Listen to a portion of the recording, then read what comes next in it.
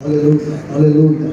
కృపగల దేవానికి స్తోత్రము స్తోత్రము స్తోత్రము స్తోత్రము నైనా ఉన్నవాడా అనేవాడా జీవిస్తున్న దేవా నీకే వందనాలు స్తోత్రాలు స్తోత్రాలు స్తోత్రాలు స్తోత్రాలు తండ్రి. ప్రభా గత నెల నుంచి ఈ నెల దాకా సజీవుడిగా ప్రభా నీ సన్నిధిలో స్తుతించి ప్రార్థించడానికి నైనా భాగ్యం బట్టి నీకు వందనాలు స్తుతులు స్తోత్రాలు తెలియజేస్తున్నాం దేవా. ఇదిగో తండ్రి ఎక్కడ ఇద్దరు ముగ్గురు కలిసి మీ నామను ప్రార్థన చేస్తారో వారి ఎదుట నేను ఉంటానని సెలవించిన దైవమా నీకే వందనాలు స్తుతులు స్తోత్రాలు స్తోత్రాలు స్తోత్రాలు. ప్రభా నాకు మొర్రపెట్టుము నేను నీకు ఉత్తరం ఇస్తానని సెలవించిన దేవా నీకే వందనాలు స్తుతులు స్తోత్రాలు తెలియజేస్తున్నానయ్యా.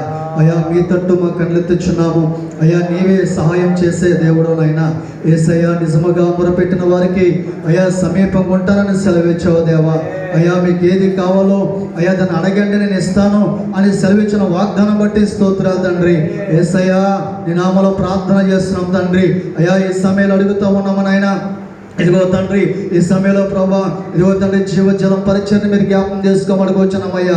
ఇదిగో మరి దానికి ప్రభా దీక్షను నడిపిస్తున్నా అయ్యా ఇది మా ఆత్మీయ తల్లి గారిని అయ్యా తల్లి గారి విజయమ్మ గారిని బట్టి ప్రార్థన చేస్తున్నాం తండ్రి.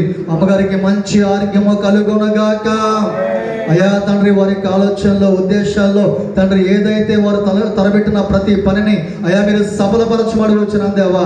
వారు ఏదైతే అనుకుంటున్నారనైనా అయ్యా ప్రతి పని మీరు సఫలపరచమడికి వచ్చినాం దేవా. అయ్యా తండ్రి అమ్మగారు చేస్తున్న పరిచర్ను